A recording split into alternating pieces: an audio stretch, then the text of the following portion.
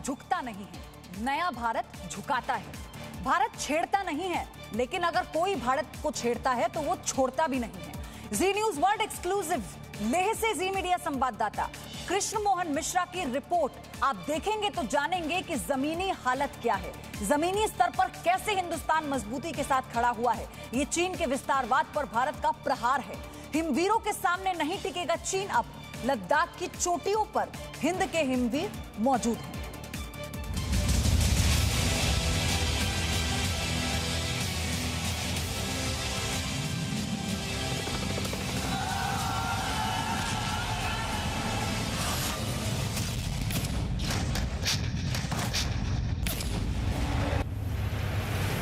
भारत तिब्बत सीमा police यानी ITBP, ये वो फोर्स है जिससे चीन की पीएलए के सैनिकों को भी डर लगता है, क्योंकि आईटीबीपी के जवानों को ऊंचे पहाड़ों में लड़ने में महारत हासिल है। आईटीबीपी का हर जवान माउंटेनियरिंग का जानकार होता है, इसलिए उनके लिए इन ऊंचे पहाड़ों में काम करना आसान होता है। फिर चाहे घनघोर बारिश हो या फिर भीषण बर्फबारी, आईटीबीपी के हिमवीर सबसे आगे होते हैं।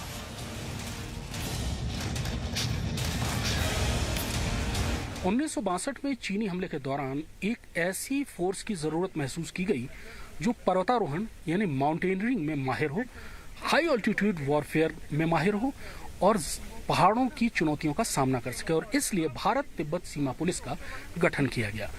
आज भी लाइन ऑफ एक्चुअल कंट्रोल पर सबसे आगे शांति काल में भी और युद्ध काल में भी आईटीबीपी यानी भारत तिब्बत सीमा पुलिस ही होती है। आईटीबीपी का जवान बेसिक ट्रेनिंग के दौरान ही माउंटेनियरिंग यानी पर्वतारोहण में माहिर हो जाता है। उसको पहाड़ में होने वाली दुर्घटनाओं और उससे बचाव की सारी ट्रेनिंग भी मिल जाती है। सारे इक्विपमेंट्स उसके पास होते हैं जिससे वो पहाड़ों में कार्रवाई भी कर सके और कोई दुर्घटना होने पर रेस्क्यू भी कर सके। आमतौर पर हिमालय क्षेत्र में होने वाली किसी भी दुर्घटना में फर्स्ट रिस्पॉन्डर हमेशा आईटीबीपी होती है। अप्रैल 2019 में आईटीबीपी के नॉर्थ वेस्ट फ्रंटियर के मुख्यालय को लेह लाया गया था। इस फ्रंटियर में लद्दाख, जम्मू कश्मीर और चंडीगढ़ में 3 सेक्टर हैं, जो कि सेना की एक ब्रिगेड के बराबर होते हैं। इस फ्रंटियर की सभी 12 बटालियनें इस समय लद्दाख के फॉरवर्ड लोकेशन पर हैं। पहले लेह में केवल एक सेक्टर होता था, जिसमें 3 बटालियन ही होती थी। आईटीबीपी का गठन 1962 में चीन हमले के दौरान ही एक माउंटेनियरिंग फोर्स के रूप में हुआ था। भारत और चीन के बीच 4000 किलोमीटर की एलएसी की सुरक्षा की जिम्मेदारी आईटीबीपी ही संभालती है। इसलिए इस फोर्स के जवान माउंटेनियरिंग के माहिर होने के साथ साथ ऊंचे पहाड़ों के मौसम के भी आदी होते हैं। ट्रेनिंग के अलावा अत्याधुनिक उपकरणों की मदद से आईटीबीपी इस समय लद्दाख के हर मोर्चे पर कामयाबी के साथ डटी हुई है। भारत चीन के बीच मौजूदा तनाव कई महीनों से लगातार चल रहा है और आईटीबीपी के जवान बिना रुके, बिना थके फ्रंट लाइन में तैनात रहते हैं। और इसके लिए इनकी सबसे बड़ी और भरोसेमंद साथी होती है इनकी यूनिफॉर्म, जो इनकी रक्षा -50 डिग्री टेम्परेचर में भी करती है। इस समय जब भारत और चीन की सेनाएं आमने सामने हैं, उस वक्त भी first responder, line of first defence ITBP ही है जो कि सेना के साथ खड़ी हुई है। जाहिर है कि इस तापमान पर रहने के लिए और काम करने के लिए खास साजो सामान की जरूरत होती है।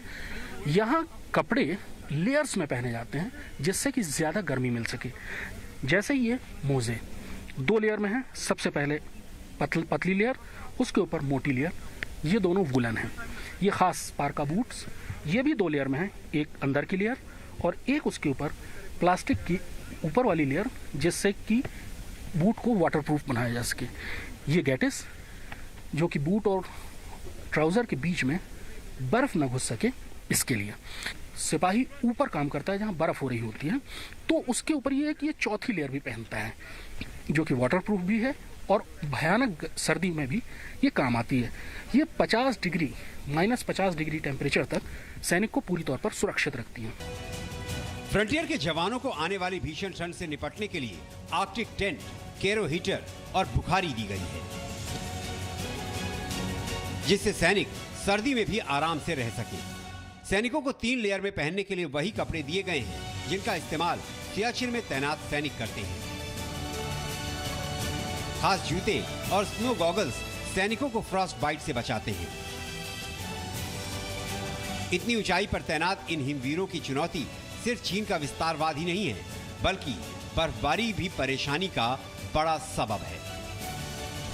ये खास टोपी, ऊपर से इसमें एक कैप बनाई गई है जिससे कि बर्फ चेहरे पर न जाए और अंदर जो पसीना वगैरह सर से निकलता है उसको ये सोख सके, जिससे कि सिपाही को असुविधा न महसूस हो। ग्लव्स भी 2 लेयर में पहने जाते हैं। ये अंदरूनी लेयर है और उसके ऊपर ये मल्टीपर्पज ग्लव्स उसके ऊपर। लेकिन ये सारे के सारे जो कपड़े हैं ये न तो उसके कामकाज में बाधा डालते हैं न मूवमेंट में बाधा डालते हैं। इन कपड़ों के अलावा एक ये और लोअर और अपर, ताकि अगर इन कपड़ों को बदलना हो तो उस समय इन कपड़ों का इस्तेमाल किया जाए। ये सबसे ऊपर की लेयर पोंचो जो एक दक्षिण अमेरिका का एक लबादा होता था, ये पूरी तौर पर कपड़ों के ऊपर सबसे ढक लेता है। ये पोंचो मल्टीपर्पज है। इन कपड़ों के ऊपर इसको ढका जा सकता है जिससे बर्फबारी और बारिश से बचाव हो सके, और अगर रुकने की कोई जगह नहीं है तो इसको एक छोटे टेंट की तरह भी इस्तेमाल किया जा सकता है। ये सबसे खास चीज़ गॉगल्स। यहाँ लद्दाख में अल्ट्रावायलेट रेज इतनी ज़्यादा निकलती हैं कि इनसे आंखें बहुत जल्दी बीमार पड़ जाती हैं। इनसे उन सारी अल्ट्रावायलेट रेज से बचाने में मदद मिलती है। और इन सारी चीज़ों को पहनने के बाद कोई जवान ऐसा दिखता है। आईटीबीपी पहाड़ों में बचाव कार्य में भी माहिर है और वही पूरे हिमालय में किसी दुर्घटना या प्राकृतिक आपदा के दौरान सबसे पहले बचाव और राहत कार्य के लिए पहुंचते हैं। यहाँ आईटीबीपी के पास एक खास मशीन है जिसके जरिए 60 फीट तक 250 किलोग्राम तक के वजन को बिना मेहनत के खींचा जा सकता है। कुल 20 किलो वजन की ये मशीन बैटरी से चलती है और रस्सी के सहारे घायल या बीमार सैनिक को स्ट्रेचर समेत सुरक्षित जगह पर पहुंचा सकती है। कृष्ण मोहन मिश्रा, जी मीडिया, लेह, लद्दाख। तो मोदी सरकार में चीन के रिश्ते बेहतर बनाने की हर संभव कोशिश की गई, लेकिन चीन की फितरत में धोखेबाजी है। इसीलिए सेना हर तरह से चीन को जवाब देने के प्लान पर अब आगे बढ़ रही है। पिछले महीने 15 जून को गलवान में भारतीय सेना ने चीन को मुंहतोड़ जवाब दिया था। अब आईटीबीपी के फौलादी जवान भी खुद को इतना मजबूत बना रहे हैं कि चीन के जवानों को गलवान जैसा सबक फिर से सिखा सके।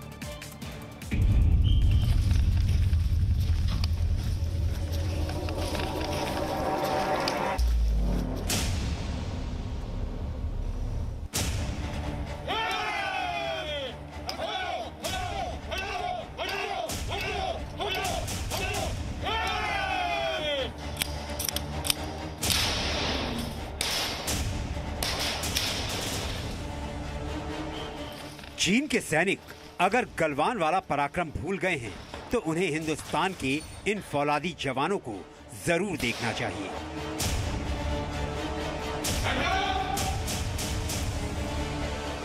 ये हैं इंडो तिब्बत बॉर्डर पुलिस यानी आईटीबीपी के सूरमा। चीन से लगी सीमा पर इन्हीं जवानों की तैनाती होती है। अब आईटीबीपी के ये जवान चीन के सैनिकों से लोहा लेने के लिए खुद को लोहे से मजबूत बना रहे हैं।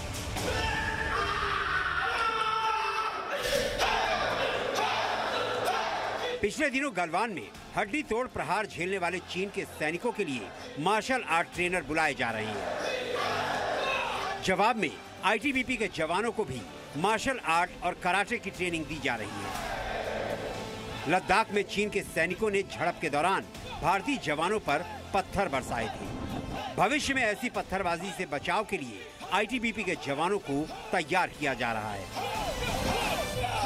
एलएसी पर अब हालात जम्मू कश्मीर जैसे हो गए हैं, जहां पत्थरबाज आए दिन हमारे जवानों पर पत्थरबाजी करते हैं। गालवान में चीनी सैनिकों ने ऐसी ही पत्थरबाजी और हमले किए जिसमें हमारे 20 जवान शहीद हो गए। और ऐसे में अब चीनी सैनिकों का डटकर मुकाबला करने के लिए आईटीबीपी अपने जवानों को खास बॉडी प्रोटेक्शन से सुसज्जित कर रही है, जिससे वो इन पत्थरबाजी से निपट सके। चाइनीज में अगर हम फर्स्ट टाइम किसी से इंटरेक्शन कर रहे हैं तो हम बोलते हैं नी हाओ। लद्दाख में चीन के सैनिकों को सबक सिखाने का एक और तोड़ आईटीबीपी के जवानों ने निकाल लिया है। चीन के सैनिकों को उसी की भाषा में जवाब देने के लिए LAC पर तैनात ITBP के जवानों को चीन की भाषा मैंडरिन सिखाई जा रही है। इससे हम लोग अपने बॉर्डर मैनेजमेंट के पोस्चर में और या कोई और तरह की स्थिति में हम अच्छी तरह से समझ पाएंगे, इशारों को समझ पाएंगे, अपनी बात उन तक कह पाएंगे और ये हमारे बॉर्डर मैनेजमेंट पोस्चर में बहुत सहायक होता है। भारतीय इलाकों में चीनी सैनिकों के घुसपैठ की खबरें आए दिन सामने आती रहती हैं, लेकिन चीन की चाल को पूरी तरीके से समझने के लिए जरूरी है कि हमारे जवानों को भी मैंडरिन भाषा पूरी तरीके से आए। मसूरी में स्थित ITBP की इस एकेडमी में इन जवानों और अफसरों को चाइनीज लैंग्वेज का खास कोर्स कराया जा रहा है, जिससे ये जवान चीन की चाल को पूरी तरीके से समझ सकें। मनीष शुक्ला, जी मीडिया, मसूरी। आप इसे ऐसे समझिए कि भारत ने चीन की सेना की गुस्ताखी का जवाब क्या दिया। चीन की सरकारी मीडिया भारत को धमकाने की कोशिश कर रही है, लेकिन आत्मनिर्भर भारत चीन की गीदड़ भभकी से डरता नहीं है, क्योंकि गलवान के बाद बलवान भारत अगला पराक्रम दिखाने के लिए भी तैयार है। और अगर इस बार चीन ने युद्ध शुरू कर भी दिया तो उसे खत्म भारत करेगा।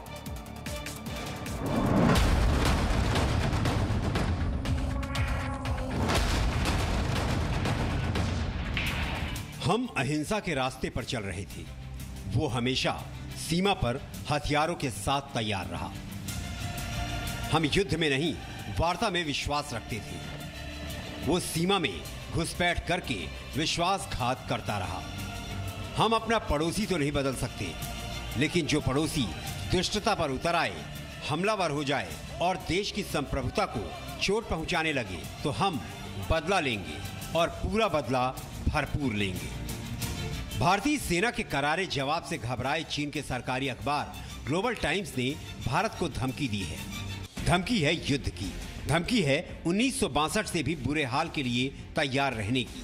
ग्लोबल टाइम्स में लिखा है कि चीन की पीपल्स लिबरेशन आर्मी भारत के किसी भी उकसावे के खिलाफ बड़ी कार्रवाई कर सकती है। इतना ही नहीं, ग्लोबल टाइम्स ने दावा किया कि PLA अपनी कार्रवाई में कहीं से भी कमी नहीं करेगी। लेकिन चीन अब तक भारत को धमकाता था, भारत के खिलाफ साजिशें रचता था, लेकिन इस बार चीन ने आत्मनिर्भर भारत को धमकाया है और इसका अंतर चीन को समझाना हमारे लिए ज्यादा मुश्किल नहीं है। गलवान में चीन ने चोरी छिपे घुसपैठ की कोशिश की थी, तो हमारी सेना की बिहार रेजिमेंट के जवानों ने उन्हें सिर्फ मुंह तोड़ जवाब नहीं, गर्दन और कमर तोड़ जवाब दिया था। भारत ने LAC पर सेना के साथ ITBP के जवानों को फॉरवर्ड इलाकों में भेज दिया है। फोर्सेस को 500 करोड़ रुपए का स्पेशल फंड भी दिया गया, जिससे कि आपात स्थिति में किसी भी तरह के हथियार खरीदे जा सके। भारतीय वायुसेना ने लद्दाख में एयर पेट्रोलिंग भी बढ़ा दी है। अगर सैनिकों की संख्या की तुलना करें तो भारत के उत्तरी, मध्य और पूर्वी कमांडोज को मिलाकर चीन की सीमा के पास करीब 2.25 लाख सैनिक तैनात हैं, जबकि चीन के तिब्बत, शिनजियांग और वेस्टर्न थिएटर कमांड को मिलाकर कुल 2 लाख से 2,34,000 के बीच सैनिक तैनात हैं। यानी सैनिकों की करीब करीब बराबरी की तैनाती है। चीन के वेस्टर्न थिएटर कमांड के पास 157 लड़ाकू विमान हैं, जबकि चीन का सामना करने के लिए भारत के अपने 270 लड़ाकू विमान तैनात हैं। यानी लड़ाकू विमानों के मामले में भारत ने चीन के खिलाफ जबरदस्त तैयारी की है। अगर दोनों देशों की परमाणु शक्ति और मिसाइलों की तुलना करें तो चीन के पास 104 मिसाइल्स हैं, जो भारत में कहीं भी हमला करने में सक्षम हैं। भारत के पास 10 अग्नि 3 मिसाइल हैं, जो चीन में कहीं भी हमला कर सकती हैं। इसके अलावा 8 अग्नि 2 मिसाइल हैं, जो सेंट्रल चीन तक के इलाके को टारगेट कर सकती हैं, और 8 अग्नि 2 मिसाइल हैं, जो तिब्बत में चीन को निशाना बनाने के लिए तैयार हैं। की हिम्मत नहीं है, मैं रिपीट करता हूँ, चीन की हिम्मत नहीं है कि हिंदुस्तान के साथ युद्ध करे। और उसका आधार क्या है? आधार मेरा बहुत साफ है। आप एक युद्ध बताइए जो 1962 के बाद चीन जीता हो। एक युद्ध 1967 में नथुला में क्या हुआ, 1987 में क्या हुआ, वियतनाम ऐसे एक छोटे देश से चीन हार गया। तो ये तो उसकी परफॉर्मेंस है युद्ध के क्षेत्र में। भारत ने जापान के साथ मिलकर हिंद महासागर में चीन को घेरना शुरू कर दिया। भारतीय वायुसेना ने देश के पश्चिमी मोर्चे पर स्वदेशी हल्के लड़ाकू विमान तेजस को तैनात कर दिया है। हिंद महासागर में घातक युद्धपोत उतार दिए गए। भारतीय पनडुब्बियां भी अपने मिशन में जुट गई हैं। इधर अमेरिका ने भी चीन को भस्मासुर कहकर उसे आईना दिखाया और भारत के साथ ऐसा खड़ा हुआ कि चीन अलग थलग पड़ गया। अब फ्रांस हो या ब्रिटेन, चीन के खिलाफ हर मुल्क भारत के साथ है। युद्ध की धमकी देने वाले चीन को भी पता नहीं है कि उसकी सेना चाहे कितनी भी ताकतवर क्यों न हो। युद्ध की धमकी देने वाले चीन को भी पता है कि उसकी सेना चाहे कितनी भी ताकतवर हो, भारत और भारत के मित्र राष्ट्रों के आगे वो बौनी साबित होगी। घाटियों से लेकर समंदर तक चीन की दादागिरी खत्म करने की शुरुआत आत्मनिर्भर भारत से हो चुका है। चीन के सामान का बहिष्कार और स्वदेशी अपनाने के बाद तो वैसे भी भारत ने चीन को आर्थिक मोर्चे पर हरा दिया है और मैदान पर भी जैसे भारत चीन के विरुद्ध पराक्रम दिखा चुका है, वो दिन भी दूर नहीं जब चीन के खिलाफ सबसे बड़ा अंतर्राष्ट्रीय चक्रव्यूह तैयार होगा और बार बार युद्ध की धमकी देने वाला चीन युद्ध के नाम से भी कांपने लगेगा, क्योंकि इस बार युद्ध चीन शुरू जरूर करेगा लेकिन उसे खत्म भारत करेगा।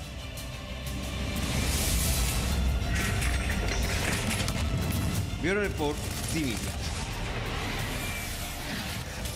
तो जी न्यूज की ग्राउंड रिपोर्ट देखकर आपको ये तो अंदाजा हो गया होगा कि भारत की तैयारी कैसी है, क्योंकि रक्षा मंत्री राजनाथ सिंह जब सदन में ये कहते हैं कि किसी भी तरह की परिस्थिति से, किसी भी तरह की चुनौती से निपटने के लिए हमने तैयारी कर रखी है, तो वो तैयारी ये है। Presenting B News app available on Google Play and App Store. Download it now.